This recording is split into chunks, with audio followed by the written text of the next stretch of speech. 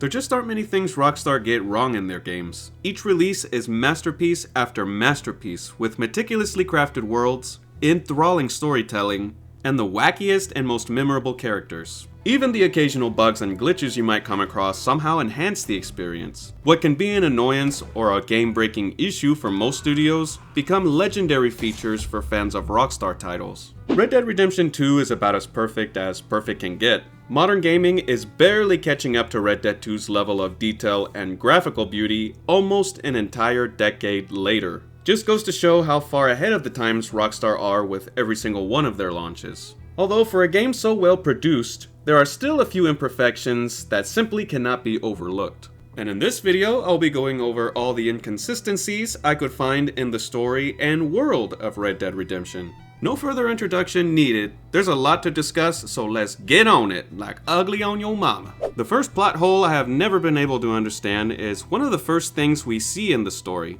Western connoisseurs from the days of old might recognize John's incredible winter outfit from the prologue. This was Rockstar's recreation of the iconic outfit worn by Jean-Louis Trintignant's character from the film The Great Silence, equipped with a broom-handle Mauser pistol holster as a reference to the protagonist's signature gun. If I'm being honest, this was the most OP weapon you could find in the first Red Dead Redemption, especially during shootouts or random town massacres. Many connections have been made between Red Dead 2 and The Great Silence, no doubt having profound influence on the game's development. I made a video about a year or so ago where I showcased all the references to the movie I could find. If you're interested, I'll leave a link on your answering machine. The problem here is that John claims to have never seen the Mauser pistol before, and admits to being frightened of the advanced foreign engineered firepower. What are those guns they have? What? You don't have them in your high country? Immersion moves real quick. Here it does. Frightening. How in the hell can that be if he had a holster for the exact same gun? Did homeboy just forget? I'm your old friend Amnesia. It just doesn't make sense. And if that wasn't enough, Angelo Bronte made damn sure John got a good peek of what a Mauser pistol looked like. So if having a holster made for that particular firearm and getting bonked in the head by one didn't register for John, then maybe the wolves really did eat part of his brain. Perhaps this can be forgiven as just a developer oversight, but something that can't be overlooked are lore-specific details, and one that has been under intense speculation for over 10 years now is the story of John's daughter. Fans of Red Dead 1, including myself, thought we'd for sure see or at least receive information about her along with other predetermined events like the Blackwater Massacre. Unfortunately, all we'll ever know about John's daughter is what we hear about her in Red Dead 1. Not once is she mentioned in Red Dead 2 by anyone, which raises a lot of questions for me personally, but after careful consideration, I think I finally figured out why that is. The simple explanation is she died sometime before the events of the game. But I'm not in the business of simple explanations. It's my job to yap, so the yapper inside of me is suggesting there's a deeper story behind her omission. First, let's look at the moments John does remember her in 1911. While reluctantly revealing his past to Bonnie McFarlane, he briefly mentions her. Miss McFarlane, I'm married. I have a son. I had a daughter, but she died. Another time is when he escorts Luisa to the ambush site in Mexico. You have children, Mr. Marston? I have a son at home and a daughter in heaven. Not much can be discerned from these interactions other than the repeated knowledge of her death. We know Jack was born in 1895, the same year Abigail joined the gang, at the young age of 18. At some point between 1895 and 1899, John left the gang to pursue his own ventures for around a year, something that Arthur struggles to forgive him for throughout the game. Ain't it about time you let it go now? It was a year, Hosea. He ditched us for a goddamn year. John and Abigail did not conceive during the campaign of Red Dead Redemption 2, and there is no indication of conception or birth thereafter. It's possible that it happened in the years following the downfall of Dutch's gang before we begin the epilogue, but I feel that's something that would have definitely been acknowledged at least once. Also, it's unlikely that in those 7 years on the run that they'd have time to make a child. But then again, who really plans to have a kid? I know I sure as hell didn't expect it to happen. But here we are. Damn pandemic. Now I do realize some players will assume John's daughter was born between 1907 and 1911. before Red Dead 1 takes place. But the issue with this hypothesis is John was under prosecution during that time for his involvement with Dutch's gang, as indicated by the Pinkertons locating his ranch in the post-credit cutscenes. We're familiar with the classic tale of John Marston's adventures after the fact, so where do we go from here? Did Rockstar just forget the existence of one of their own characters? Maybe not quite. Based on the information given, I think it's possible John had his daughter with another woman. You make me wish I wasn't a married man.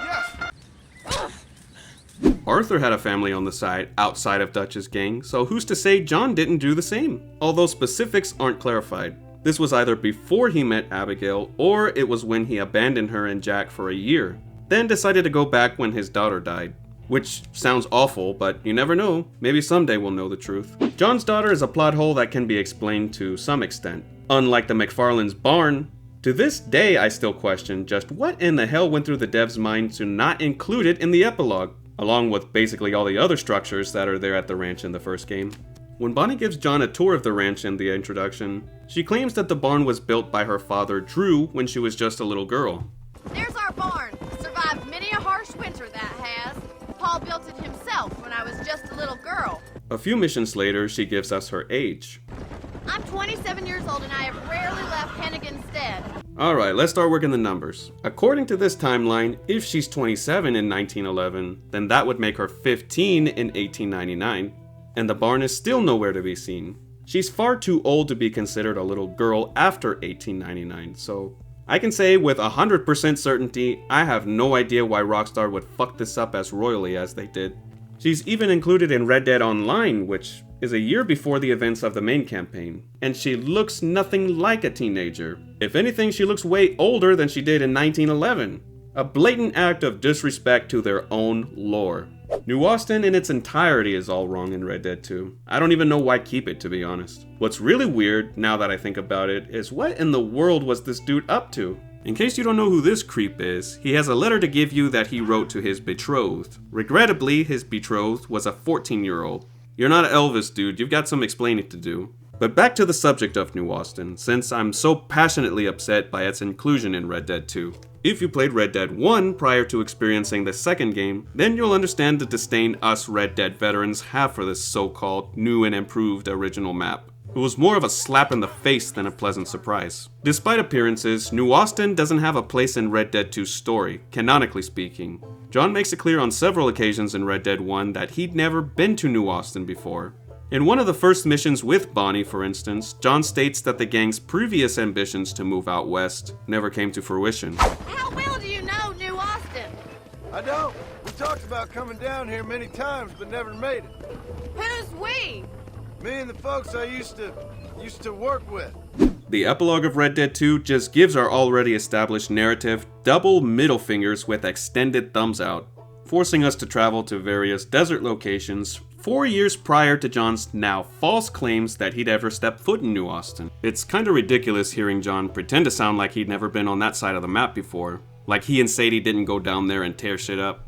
There's also a secret encounter you can have at the MacFarlane's ranch house with a groundskeeper. What do you want? Nothing. Just looking around. This is private property. I meant no harm. It's quite a place you got. It's very nice, but it ain't mine. I'm farming it for some other fella. I had some bad luck on my place. Fella here had some bad luck himself. Him and his family got hit hard by the sickness. Him and his daughter went off traveling, trying to deal with the sadness, I guess. Traveling, huh? Lucky them. I guess. Pretty good pay for me, though. Good for you. A few locations that specifically pissed me off with their updated versions were Thieves Landing, Nicoti Rock, Mescalero, and Tumbleweed. Each area listed on the map changed for the worse. None of them match up with the story's original timeline. Thieves Landing had a network of walkways to navigate the swampy terrain and an entire port town complete with old, mossy, worn-out buildings. How is it possible that in those 4 years between 1907 and 1911, a whole settlement was constructed, populated, and degraded? I do like the established theme of a lawless community residing in the territory, but Red Dead Redemption 1 just did it better. The dark ambience associated with the region didn't carry on the same feeling in Red Dead 2. The environment transformations are what made Red Dead Redemption 1 considerably more unique than Red Dead 2. Riding into certain places will trigger atmospheric cues with their own distinct vibe, like the dreadful, humid, and moist climate of Stillwater Creek, or the intimidating, cloudy, frigid conditions that immediately spawn the moment you ride into tall trees. At least you can go back to the actual grounds of Thieves Landing, where you can explore the downgraded variant as you so wish. The same can't be said for other previously accessible areas, such as Nakoti Rock. One of the first things I did after unlocking the OG side of the map was head straight into the tall trees to reach the top of Nakoti Rock, only to discover it's now restricted. Oh man, I sound like a real whiner here, but I like what I like and I don't what I don't. What do you want from me? I refuse to accept defeat though. If there's a hill, there's a will. See what I did there? Not funny? No. If you are persistent enough, there is a way to get back to the top of the mountain again, via glitches. An RDR2 player's best friend. Well, as long as Cuckstar doesn't patch them up. Helicopter, helicopter. If you don't know how to activate this exploit, I'll give you a quick demonstration. First, come to this corner and get as close to the wall as humanly possible. Next, get hammered. Once you pass out and respawn, do not press anything. It is imperative you do not move a muscle. Just pretend a T-Rex is staring at you. Treat that hangover with another session of alcohol poisoning, and when you wake up again, you'll hopefully respawn at the top of Nakoti Rock, assuming you followed the process correctly. Now on to a more criminally underrated site. Nestled on a plateau among the plains of Henniganstead is the small secluded Native American campsite known as Mescalero. Yes, they somehow managed to fuck this up too. In Red Dead 1, the camp has tent frames still standing as well as other artifacts littered around. You can obviously tell the camp has been deserted for some time, evident by all the smashed pottery and bare foundations exposed. So why isn't there any indication of occupancy in 1907? It's like they didn't even attempt to rationalize the changes made to these iconic locations. There's just nothing there. Not even a trace of anything Indian related can be found here in Red Dead 2. However, aside from the lazy, thoughtless reconstruction, there is supporting evidence that confirms the indigenous Mescalero tribe did exist in Red Dead 2's timeline, surprisingly. You look ridiculous. You're kind Even of from this distance. The proof comes in the form of rancid, decomposing corpses in the bear claw cabins exactly due east of the village. You might be wondering to yourself, how in the blue bell do you connect these two places from that? And my response to that would be, do you believe in magic in a young girl's heart? If you weren't aware, hardcore Red Dead sleuths pieced together an unbelievable link between the bear claw cabin mystery and the Mescalero tribe. This was through a pixelated leather canvas found near the base of Repentance Rock, way out in Rio Bravo. You gotta be married to the game to discover shit like this, man. It's a bit much to walk through, but lucky for you, I have a video already on my channel that discusses all the secret connections made in the world of Red Dead Redemption. If you're interested, I'll provide a link in 3 to 5 business days. The final inconsistency in regard to remodeled settlements is the revival of Tumbleweed. This one I don't mind so much, only because this is a goated site for causing mayhem. Tumbleweed was a thriving desert town before the construction of the railway diverted commodities, business, and travelers to the diarrhea-stained streets of Armadillo, a vintage Red Dead playground. The problem with Tumbleweed is it appears to have been designed for an earlier in-game time period, most likely 1899. This is because Arthur was initially supposed to be able to explore New Austin before being scrapped for the dumbass restrictions the game forces upon us. In Red Dead 1, Marshall Johnson gives us a brief summary on Tumbleweed's history. What is this place we're headed? Tumbleweed, a lonely, god-forsaken place. Some people say it's haunted. It was quite a town back in its day. Then they built the railroad to Armadillo and went clean past Tumbleweed. And that was that. Pretty soon everybody had up and left. Now it's just thieves, smugglers, and bandits. Based on the information we know, everything does seem to match canonically speaking, except timing. If Tumbleweed was abandoned for years, how did the offices, shops, and other buildings become so decrepit within the span of 4 years or less? Tell me that. Rockstar should have just rolled with the original script. It would have made the lore a bit more believable to have Arthur explore the town in its heyday, and John to explore the remnants of the town after its decline. Also, now that I'm already worked up, what the fuck is the deal with the mansion? Is it really too much to ask to keep shit the same? You can't even go to the basement anymore. The next plot hole is clearly just a minor developer oversight, so I can forgive it. For anyone playing the game for the first time, this will probably leave you scratching your head. Mission structure is set in a way to chronologically advance through the story in an orderly fashion. Certain missions can only be unlocked depending on which you choose to play first. Opting for the Scarlet Meadows train heist before you take Jack fishing creates an unexpected flaw in the narrative. As we all know, that faithful fishing trip with Jack leads to Arthur having his first encounter with the Pinkertons. From then on, the gang is under the agent's radar, and almost every failed robbery attempt or jinxed heist can be attributed to their intervention. Maybe even the Scarlet Meadows train heist itself. Deciding to initiate the train heist first will result in a loophole, since at the end of the mission, Arthur will inform his comrades of his interaction with the Pinkertons when fishing with Jack. Was that a setup? Law turned up real fast. I don't know. I don't think so, but I'm starting to get nervous. Think they followed us from Blackwater? Maybe.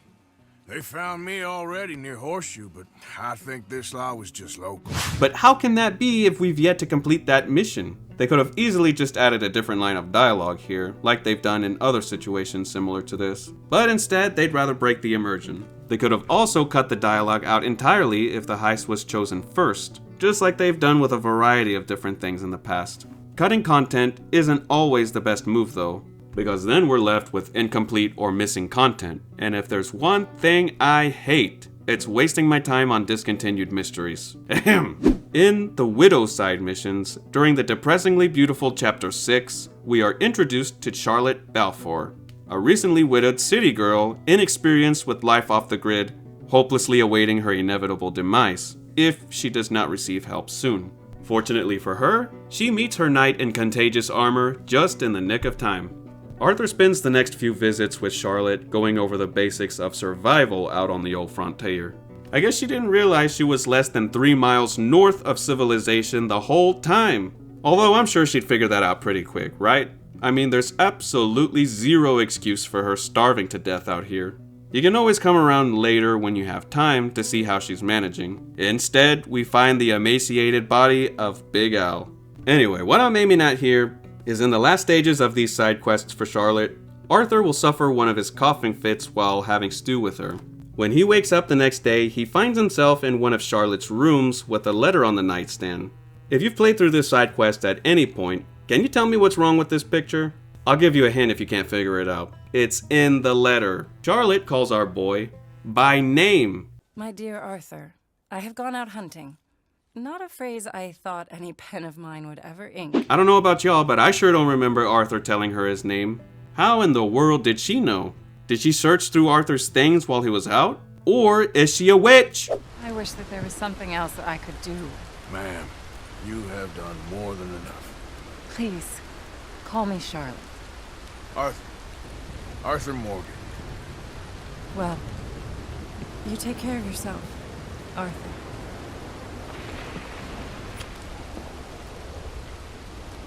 The most likely scenario is this is once again an oddly frequent developer oversight, or there's some of that magical word again, cut content. Strange for Rockstar to overlook so much, but I don't know what their time window was like.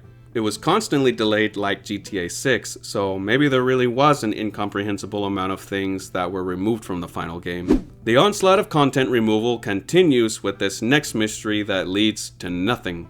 The disappearance of Princess Isabeau Katharina Zenmeister. Legend has it she was a part of the Grand Ducal family of Luxembourg, who vanished without a trace from a hunting lodge her family were staying in while visiting America. There's a few clues and other related items that can be found around the Roanoke region where her disappearance was first reported. A poster in Van Horn, a chest with her initials in the Van Horn fence, an NPC model that can be found through the game files, and a random camper that will talk about her and the reward he wishes to claim. A princess from Europe was lost here when she was a child 15 years ago. Her body was never discovered. Her country still has hope and is offering a lot of money to anybody who can bring her in. I've been looking for her ever since. On and off. Okay, and? A man told me to look in the town of Van Horn, so that's where I'm headed now. It's probably nothing again. For a man who lives like me, free and on the move, it's strange. I just can't let it go. But it feels, you know, unfinished. Alas, there is still no outcome after nearly 8 years. We don't gotta wait too long to find the first plot hole in the story. In fact, it's within the first few seconds we take control of Arthur. If you walk around the back of the sheds at Coulter, you can find the grave of Davey Callender already dug and marked with a headstone. Kinda jumping the gun there a bit, aren't we? I mean, the guy literally just died. Settle down, man. For anyone who ignored the multiple warnings throughout the story to change Arthur's ways, especially towards the end, will be horrified to see what happens to him for being a no-good son of a bitch. Whether at the hands of Micah or his own illness, Arthur's days were numbered the moment Thomas Downs spat in his face. It should have registered in everyone's minds after the diagnosis scene that he was for sure a goner. Being now aware of his imminent demise, why does Arthur going back for the money make any sense in the slightest? What was he gonna need it for, to try and buy his way into heaven? But maybe he did have actual hopes to beat his tuberculosis. If you have low honor before starting the concluding train robbery, Arthur will inform John of his plans to cure himself. Let's get through this job and make a plan. Get the money and get the hell out of here. You, Abigail, and Jack go live your life. And you? I reckon head out west, someplace dry. See if I can shake this goddamn cough. Obviously, he wasn't fully at peace with himself as a high-honor version of himself would be, and desired to continue living. There was plenty of indication that Arthur's character, whether good or bad, was afraid of death, which is understandable. It's stepping into the unknown, somewhere everybody goes at some point in their lives, but nobody knows where. Better to live as if there is a God and not find one, than to live as if there wasn't one, only to find out there is. The fall of Javier Escuela must be studied. I desperately need someone to explain how this guy went from being Rico Suave to Speedy Gonzalez. It's almost like there's two totally different people. The change is far too extreme for it to be believable for me personally. RDR2 Javier was stoic, loyal, trustworthy, and stylish as a motherfucker. RDR1 Javier was evil, sneaky, cowardly, and unfashionable, man. I suppose it's not such a far-fetched idea though. In RDR1, John did reveal that above anyone else who witnessed the decline of Dutch's sanity, Javier was the one who took it the worst. Javier would die fighting for what he believed in. He had a lot of passion, no love. Although he really admired Dutch, of course. But then we all did. You was the leader of your little group of fortune hunters, ¿verdad? When Dutch started falling apart, it hit Javier harder than any of us. He went crazy. It was like the one thing he'd ever believed in turned out to be a fraud.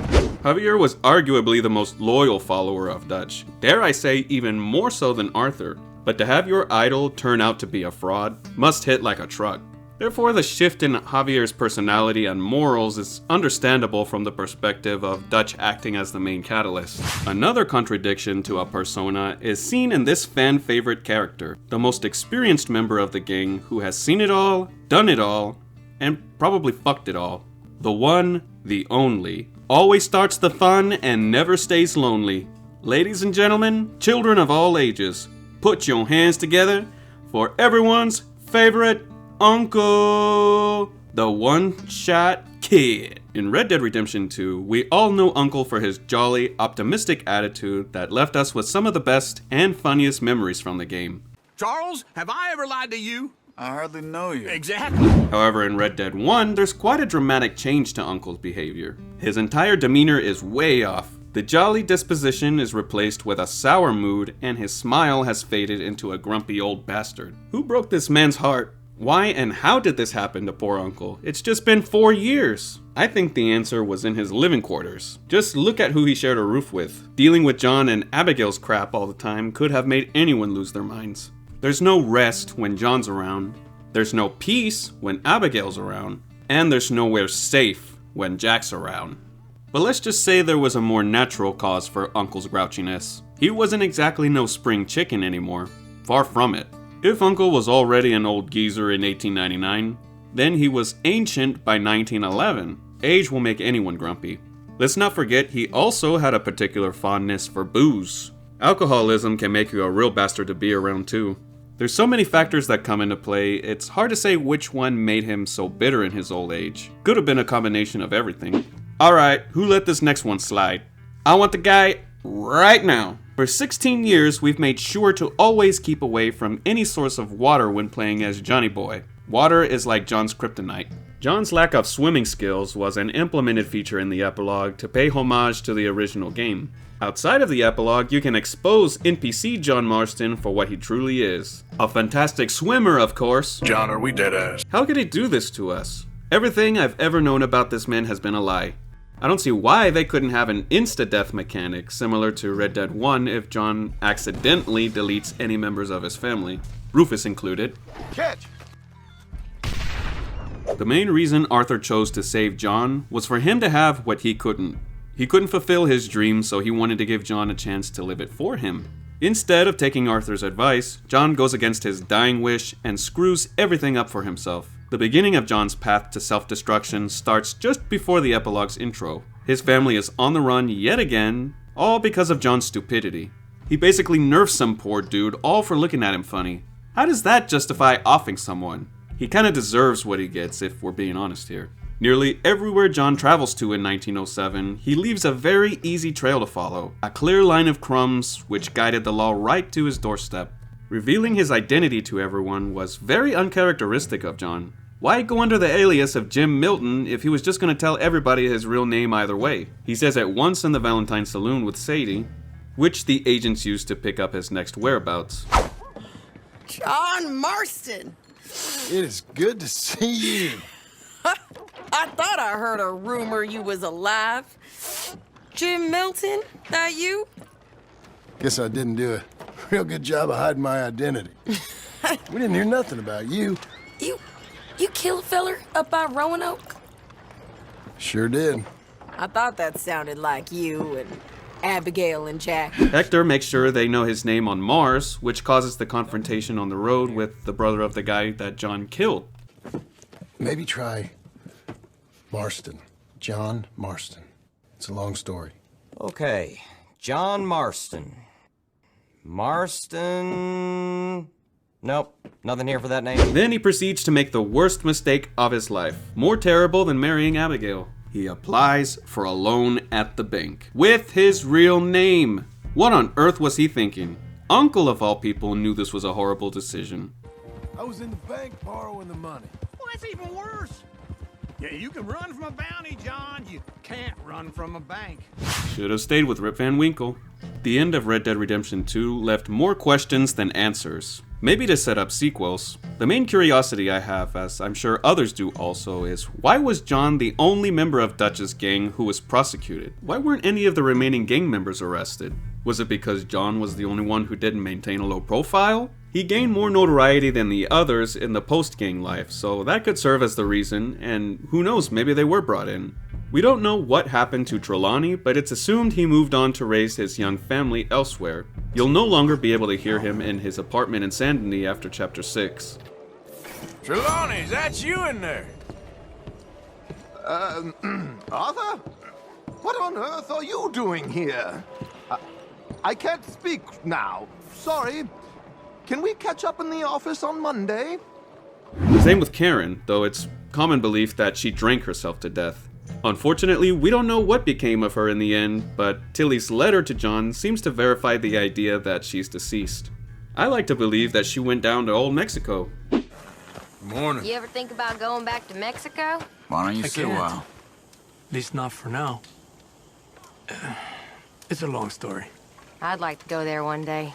Sadie and Charles more than likely fled the country, and Bill and Javier vanished into the unknown until John is tasked with hunting them down. Pearson is who I have my eye on. After the commotion stirred up in Rhodes with Sadie, we get a peek of the agents making a stop in town to ask about anyone who might have seen John. I can see them taking a little stroll into Pearson's shop and noticing the photo on the wall. Pearson never struck me as the disloyal type, but I also don't see him willing to risk what he has left in this life, which is his nagging wife Ethel and an old store in the middle of some rundown Dixie singing town. After producing a bit of perspiration from Pearson in the interrogation room, the Pinkertons would have all they needed to know to find John. Now that I think about it, is that why Pearson wanted to know John's address? We never received that letter he promised to send. Pearson was the real rat all along. It makes sense now. Mr. Marston, I was wondering if you'd be back. How you been? No, ticking along. Where is it you're based now again? I was, thinking I might send you a letter. Some things I wouldn't want Ethel to, overhear. It's a place called Beecher's Hope in Great Plains. West Elizabeth. Okay, good. So, what can I help you with today? Red Dead Redemption 2's prequel of Red Dead Redemption 1 was nearly a perfect experience from start to finish. Keyword nearly. With all the background information given on the characters and the story, a prequel was almost expected. There was more than enough to go on, but somehow they still had a few discrepancies which didn't align with the established plot. A major example of that is when John talks about the last time he saw Dutch. As far as we knew, the heist where John was shot marked the final moments between mentor and protege. In hindsight, we now know this wasn't the case after all, as the real last meeting between John and Dutch was 4 years prior to 1911, when he was on Mount Hagen. The studio can be given a break, since the outline for Red Dead Redemption 2's tale wasn't even thought of way back then. That's not to say that they couldn't have at least tried to make the story a little more seamless. It's still miles above any of the other crap that's produced nowadays. I literally have not played a new release as religiously as I have Red Dead Redemption 2, and it's been nearly a decade. We have reached our final discussion of the video, Red Dead fiends, if you're not asleep. Just hang in there a little longer and we're almost done. This seems like it's a favorite thing among the Red Dead community to talk about, so I'd like to share my thoughts on it as well. Probably the most brought up question since the announcement of Red Dead Redemption 2. And that would be, why doesn't John ever talk about Arthur in Red Dead Redemption 1? Listen, it's very simple. There was no Red Dead Redemption 2 back then. He was a non-existent character for a non-existent storyline. John Marston's legendary adventures weren't made with Red Dead 2 in mind just yet. The escapades of Johnny Boy would set up the eventual masterpiece of Arthur Morgan's redemption arc. Rockstar surprisingly didn't leave fans of the original title with no explanation at all for this. Only in very rare instances will John ever mention Arthur in post-1899. And during those few times, it's revealed as to why he chooses to remain silent on Arthur's memory. Arthur. He saved us, didn't he? You remember that time? Not much. I was only little. He did save us, yeah. None of us would be here today if it wasn't for Arthur. But your pa don't like talking about him. Ain't that right, John? The past is gone. We've left that behind. Why would you say that? It's true, ain't it? I'll talk about him. It's just, what is there to say? I saved us a little too, you know. Did you? Well, I'm, grateful, sir. You're my family, boy. I made a video a number of months ago showcasing all the encounters I could find, rare and common, where John will mention Arthur with old friends, comrades, family, and even strangers. If you haven't seen that yet and want to check it out, look for a link under your bathroom sink. And that'll do it, Red Dead junkies. What did you guys think of the video? Are there any plot holes you've discovered that I didn't go over? Let me know in the comments. Share the video with your friends that like plot holes or whatever kind of holes they're into. If you did enjoy your time here, remember to leave a like, it always helps, and subscribe if you haven't already with notifications turned on so you can be ring-a-dinged each time I upload Red Dead content like this, and man. Adios, cowboys. How's that feel? Killing you makes my prick hard.